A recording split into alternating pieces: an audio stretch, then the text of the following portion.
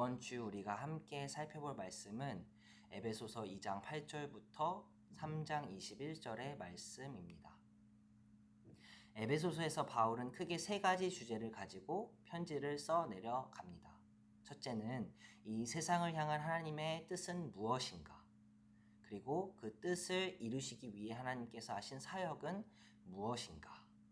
에베소서 첫 부분에서 이야기합니다. 그리고 그를 이어서 둘째로 하나님께서 이루신 사역으로 인해 우리의 정체성은 어떻게 달라졌는가 하는가에 대해 이야기합니다.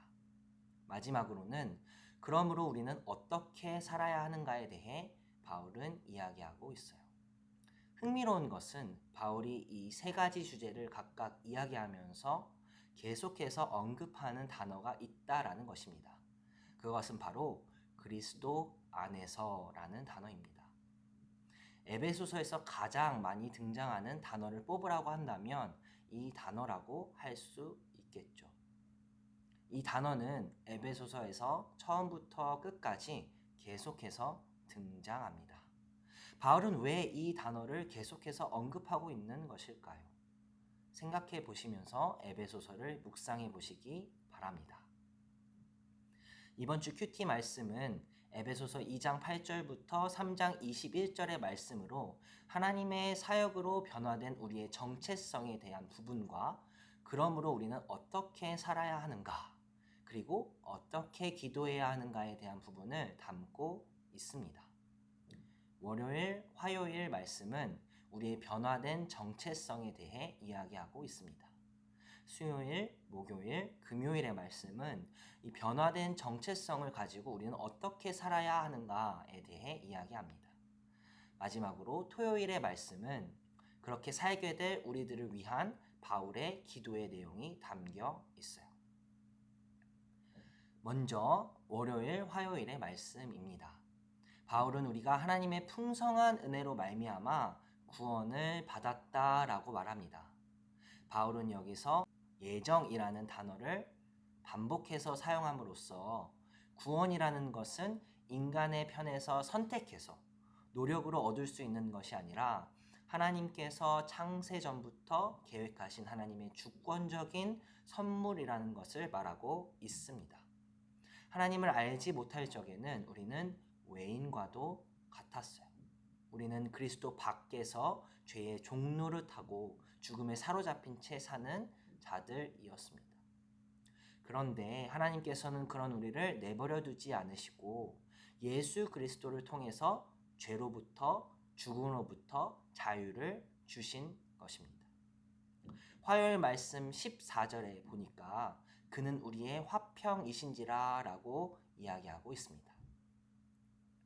여기서 바울이 말하는 화평은 구약의 샬롬입니다. 즉 하나님께서 예수 그리스도를 통해 우리에게 회복하신 것은 바로 샬롬이라는 것이죠. 샬롬이 무엇입니까? 끊어졌던 하나님과 인간의 관계가 다시 연결되는 것.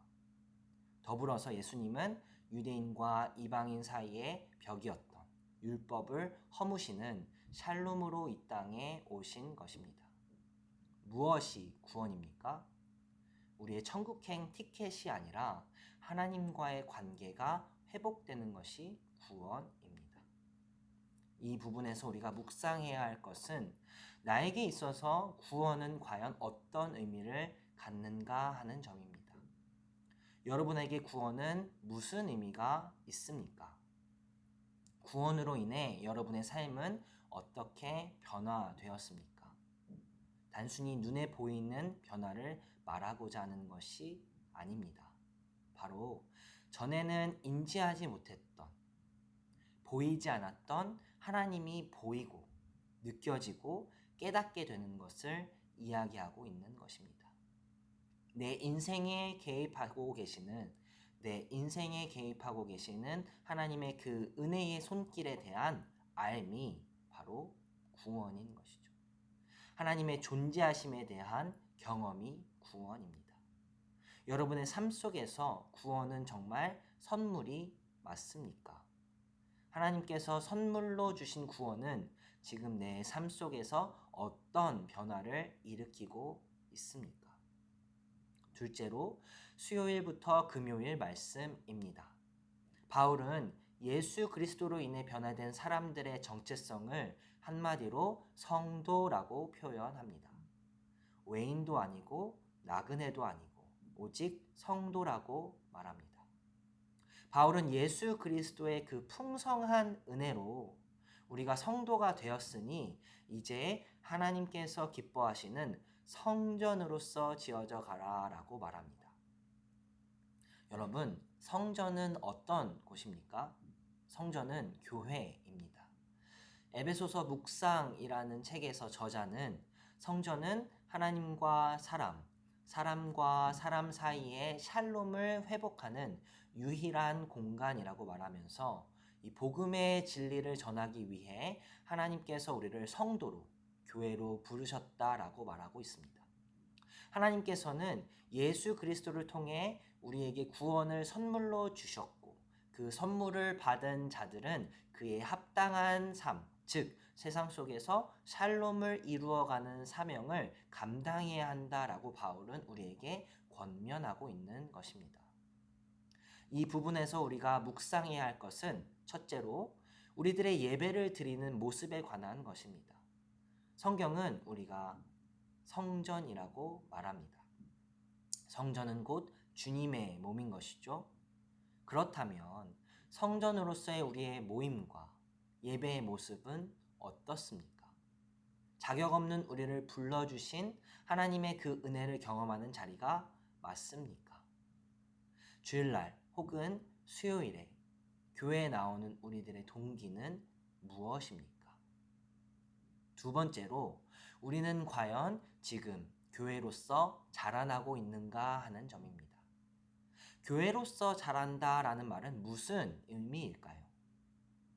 교회로서 자란다라는 것은 우리 교회가 커지는 것을 의미하는 것이 아닙니다. 성도가 많아지고 건물을 세워서 이 지역에서 큰 교회가 되는 것이 교회로서 자라는 것이 아닙니다. 교회로서 자란다라는 것은 내가 얼마나 지금 삶의 자리에서 하나님의 샬롬을 전하는 모습을 나타내고 있는가 하는 것입니다. 하나님께서 우리를 부르신 그 부르심의 뜻은 이 세상에서 하나님의 샬롬을 전파하는 것입니다. 우리는 어떻습니까? 교회로서 지어져 가고 있습니까? 한 사람 한 사람의 삶이 하나님의 샬롬을, 이 어두운 세상 가운데 하나님의 사랑을 전하는 자들로서 지어져 가고 있습니까? 교회로서 지어져 가는 삶은 바울이 말한 바와 같이 때로는 사슬에 매어야 하는 삶이고 가장 작은 자 중에 작은 자가 되어야 하는 삶입니다. 환난 속에서 때로는 낙심이 가득한 삶일 수도 있습니다. 그럼에도 바울은 낙심하지 말라라고 말합니다. 왜요? 금요일 말씀 마지막 구절에 보니까 이는 너희의 영광이니라. 교회로서 지어져 가는 삶은 결코 쉽지 않지만 이 삶은 곧 우리의 영광이 되는 삶이고 하나님께 영광 돌리는 삶이라는 것입니다. 혹시 지금 교회로서 지어져 가는 삶을 살면서 좌절하고 계시지는 않습니까? 힘들어서 포기하고 싶지는 않은지요? 명심해야 합니다. 하나님은 연약한 자를 쓰시고 그 연약한 자의 교회로서 지어져 가는 몸부림을 다 보고 계시고 그것으로 영광 받으신다라는 것을 기억해야 할 것입니다. 마지막으로 성도들을 향한 우리를 향한 바울의 기도의 내용입니다. 교회로서 지어져 가는 일이 결코 쉬운 일이 아니기에 바울은 그 사역을 감당하게 될 성도들을 위한 기도를 하고 있습니다. 그 기도의 내용이 무엇입니까? 우리의 속사람이 강건하게 되어지기를 기도합니다. 지식에 넘치는 그리스도의 사랑을 경험하게 되는 것을 위해 기도하고 있습니다. 그 사랑의 넓이와 깊이와 높이와 길이를 이해하게 되기를 소망하고 있습니다. 사랑하는 여러분, 우리의 삶 속에서 우리가 지금 당장 기도해야 하는 것은 바로 이것입니다. 우리가 예수 그리스도의 그 무한한 사랑을 경험하게 되기를. 그래서 우리의 것으로 나의 힘과 나의 능력으로 교회를 섬기고 이웃을 섬기고 가정을 섬기는 것이 아니라 받은 하나님의 사랑을 그저 흘려보내는 일을 감당하는 것. 그렇게 되기 위해 기도해야 할 것입니다. 우리의 힘이 강할 때, 우리가 가진 것이 많을 때 그 일을 감당할 수 있는 것이 아니라는 것을 묵상하시기 바랍니다. 우리의 힘이 연약할 때, 보잘것없어 보일 때, 아무것도 아닌 것 같을 때, 바로 그때 하나님께서 무한한 사랑으로 우리를 일으켜 세우시는 그 사랑을 경험하게 될 것입니다. 내 상태와 상황을 위해 기도하지 말고 내 상태와 상황이 나아지는 것을 위해 기도하지 말고 어떤 상태이든 어떤 모습이든 어떤 상황 속에서이든지 간에 예수 그리스도의 그 충만한 사랑을 경험하고 누릴 수 있게 해달라고 기도하는 저와 여러분이 되기를 소망합니다. 끝으로 한 주간 말씀을 묵상하시면서 개인 기도와 함께 공동체 기도 제목을 생각해 주시고 기도해 주시기 바랍니다. 말씀 묵상과 기도 시간 가운데 풍성한 하나님의 은혜를 누리시는 한 주 되시길 소망합니다.